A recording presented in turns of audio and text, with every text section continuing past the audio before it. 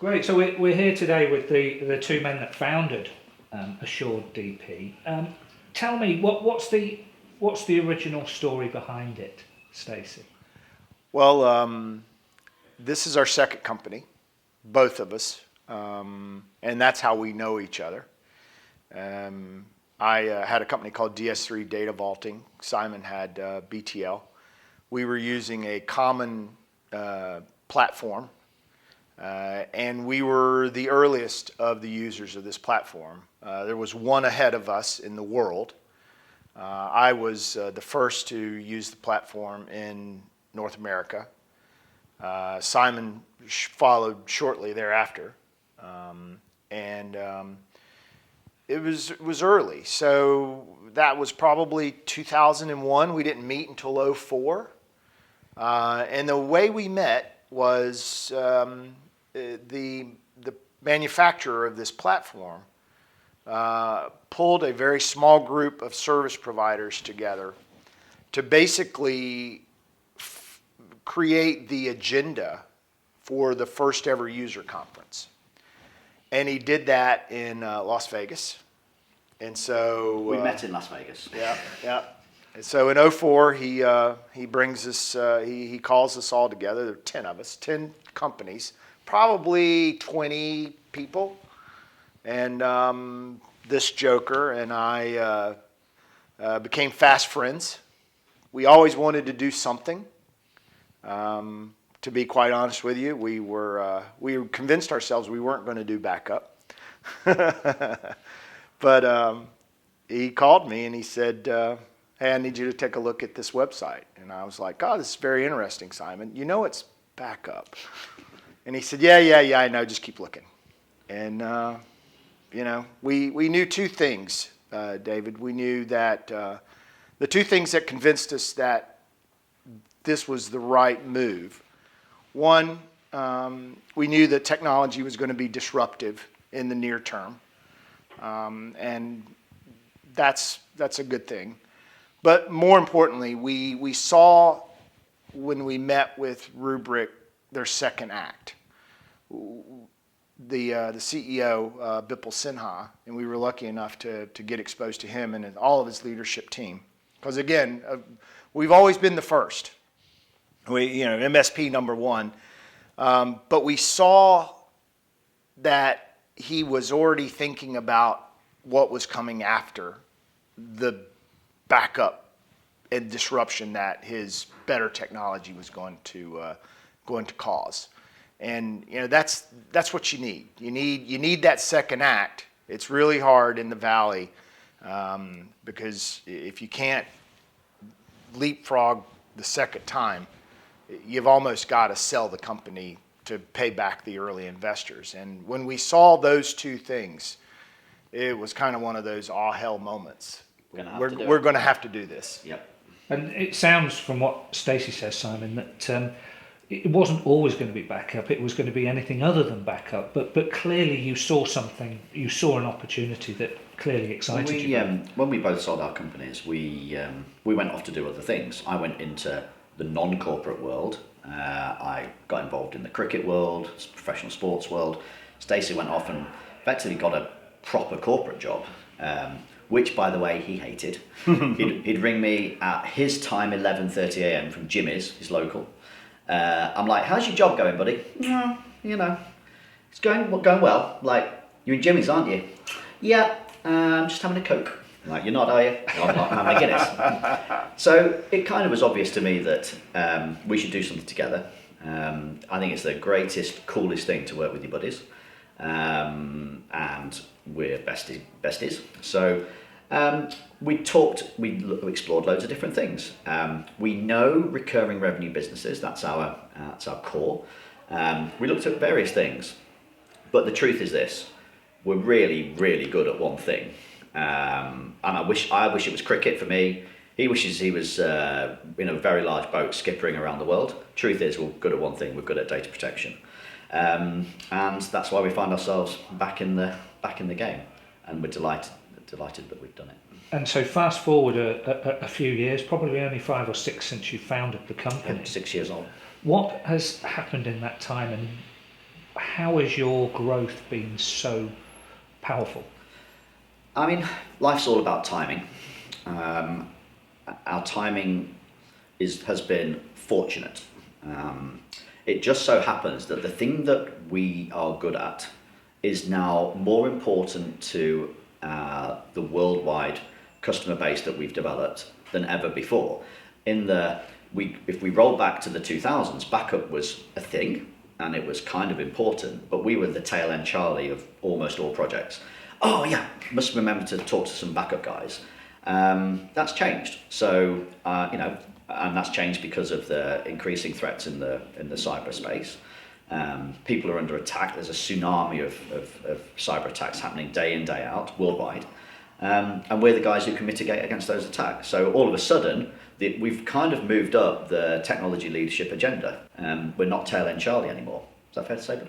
Yeah, I would say that, and I liked your opening statement, timing is everything, because for whatever reason, political, pandemic, we entered a down economy 2 years ago. And in a down economy, one of the key things that we do for our customers is that we enable an OpEx consumption model. So you've got two options. You can shell out a big pile of money and buy this stuff and operate it yourself. You come to us and you can pay for it monthly. You can you can not bother with ownership of the asset. You can pay by the drink, so pay for what you can consume, and that is more attractive in a down economy. And so right about the time that we weren't two dudes and a dog, we entered into a period of time that is favorable for OpEx type companies like ours. And so that was, that's just fuel to the fire. If it had happened 2 years earlier, we wouldn't have been ready. But as it worked out, we were ready and were able to capitalize on the opportunity. And I think that's why the growth over the last 24 months has been, we've exceeded our expectations.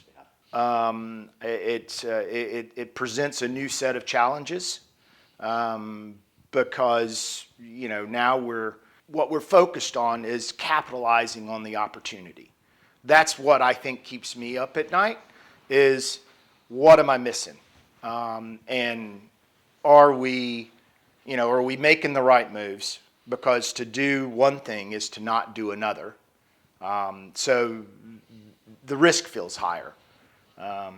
But what a wonderful problem to have, when when the business is growing as quickly as it is. So Simon, you've come a long way very quickly, but I suppose that begs the question, what's next? We think about this all the time, David, and I always say to the guys and the gals, it's really more of the same. So we've got a great team in place. The senior team and beyond is very experienced. We're the most experienced team in this place, in the world in which we live. So we should just do more of the same. We've been data backup as a process hasn't really changed. Technology moves so quickly, but the process of data backup hasn't really changed in concept. You take data from one place and you make sure you have another copy somewhere else, which you can use in the event that you lose this. Now, of course, tech vendors have come and gone within the last 25, 30 years within data backup, but in concept, it's the same. So we would just say to the guys, let's do more of the same. Customers, our clients need us to make sure that is backed up. What is happening though, and this is a change that we're observing in the last 24 months, the merger between data protection, the sort of backup bit, and what data security, which is the front end, stopping the baddies getting in, those lines are blurring. So in the old days, when we had our previous companies, we would never the twain would have met. you had a data security vendor or service provider, and you had a data protection provider.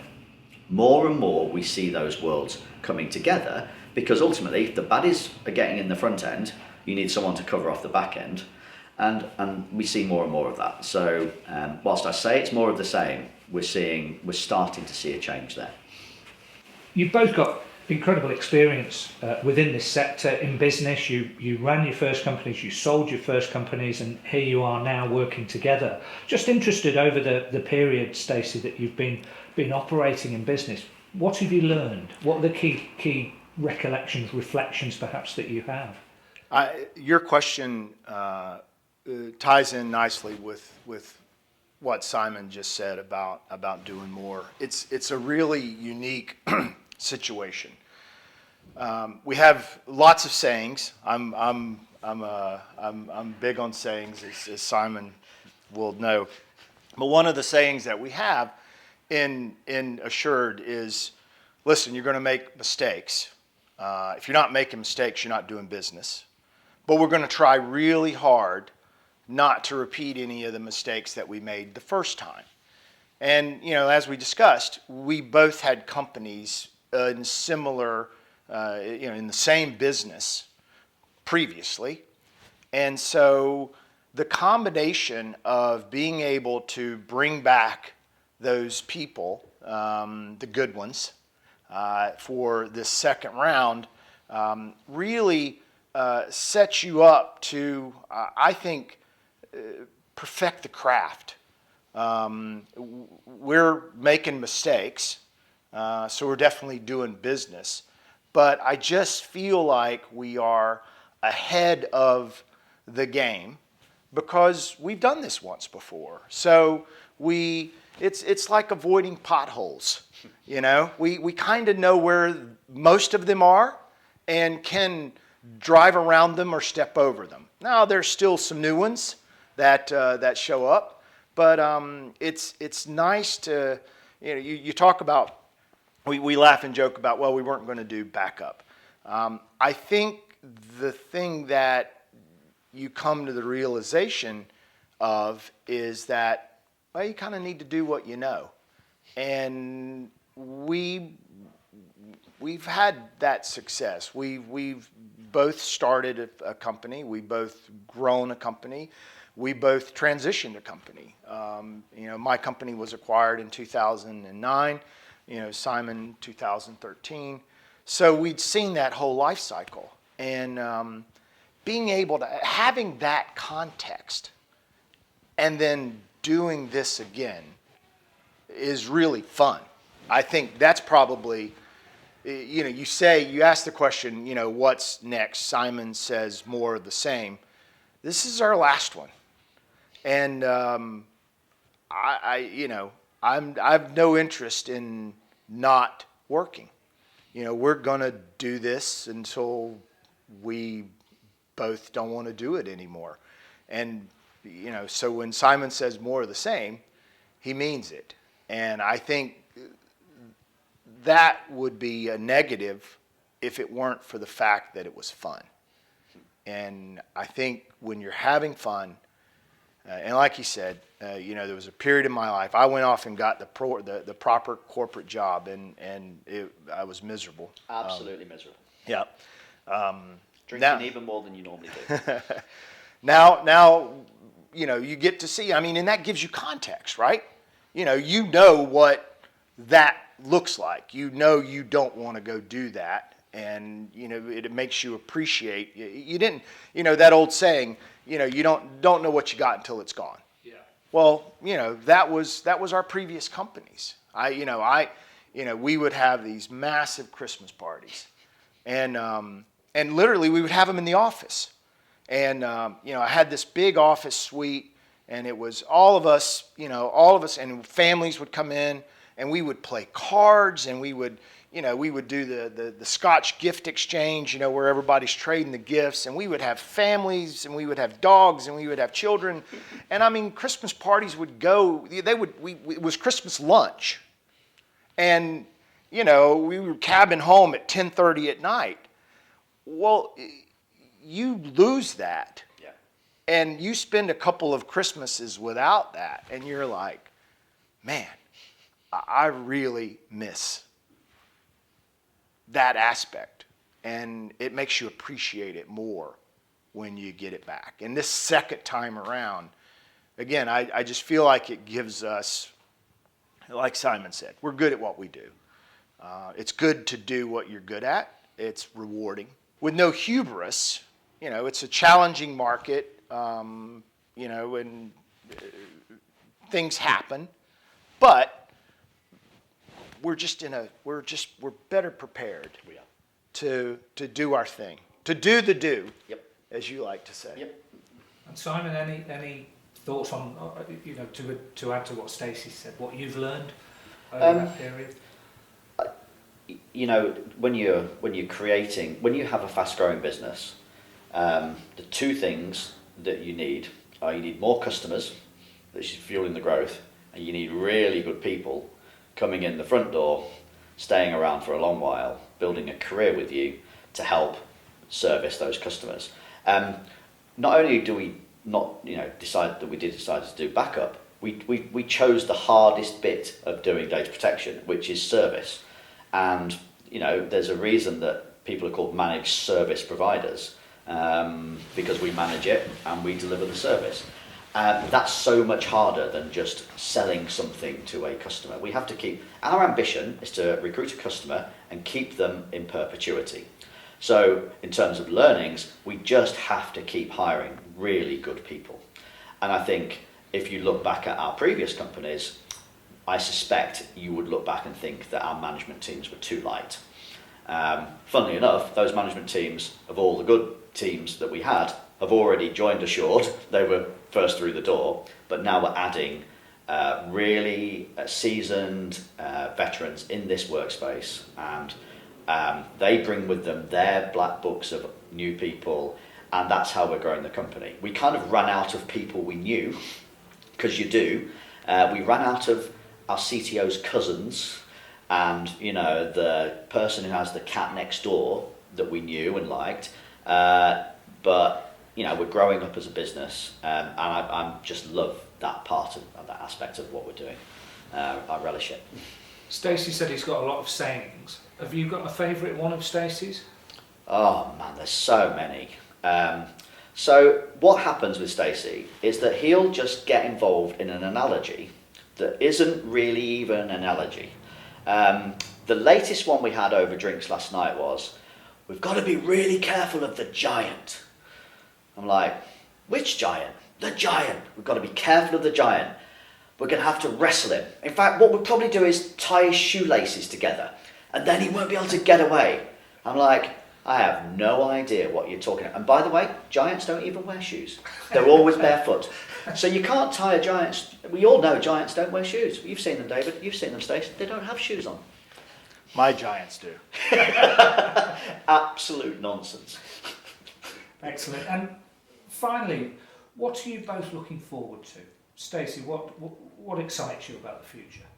I'm looking forward to, hopefully, things getting back to a new normal. We all realize that I think it's foolish to wish for things to return to the way they were, because things always change.